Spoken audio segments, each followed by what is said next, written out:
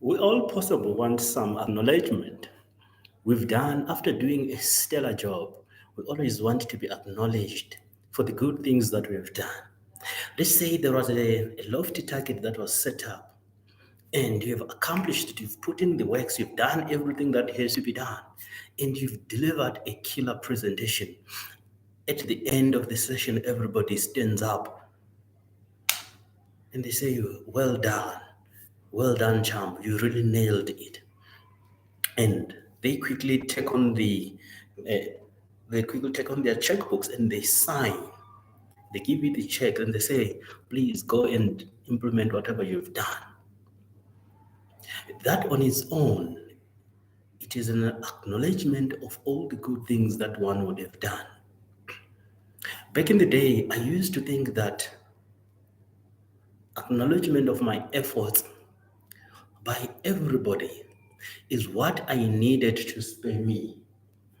But this is what I noticed, that whilst everybody could do that to me, and I would go and retire home with a sense of accomplishment, the biggest cheerleader that I actually needed in my life is myself.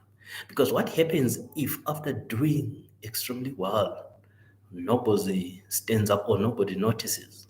But I've put in the work. I have learned a lot through the process, but nobody saw the result. Nobody saw the pain, the toil, the persistence, the sweat, and the toil. But I know that because of what I did, I'm going to reap the benefits tomorrow. And nobody seems to care. Nobody seems to be willing to cheer me on. Nobody seems to be encouraging to spur me on. What do? Do I become despondent? And that's when I realized that I ought to be my biggest cheerleader. At the same time, if I've done a crappy job, I am the harshest critic of myself. It's not that I'm just being unfair to myself, but it is when I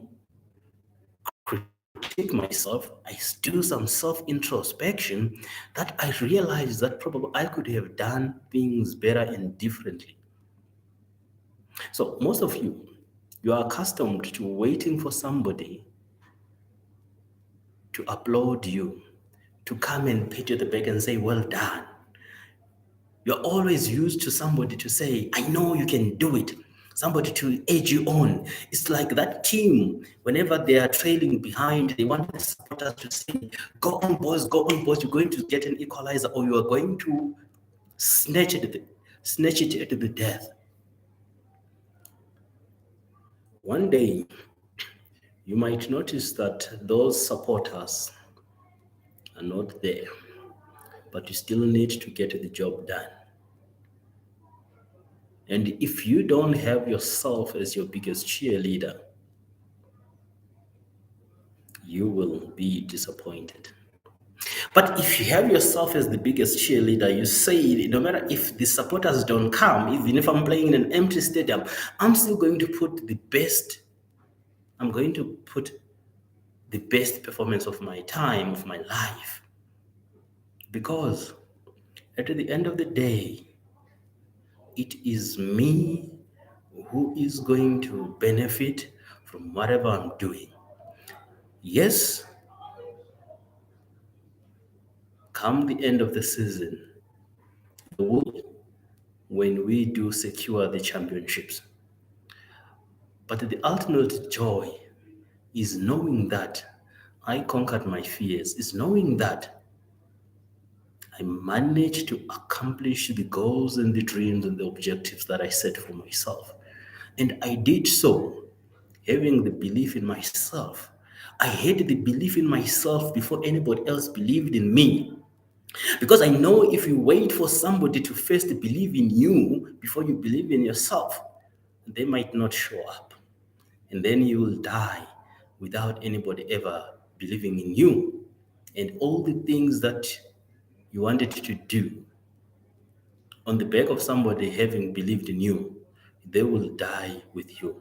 But if you believe in yourself, if you edge edge yourself on. You are going to do those things, not because it is expedient for you to do, but because there is something inside you that says, keep on doing, say, you have to do it, you have to do it. Fellow friends, Romans, and countrymen, I love this quote. Don't wait for outsiders to support you. Be your number one supporter.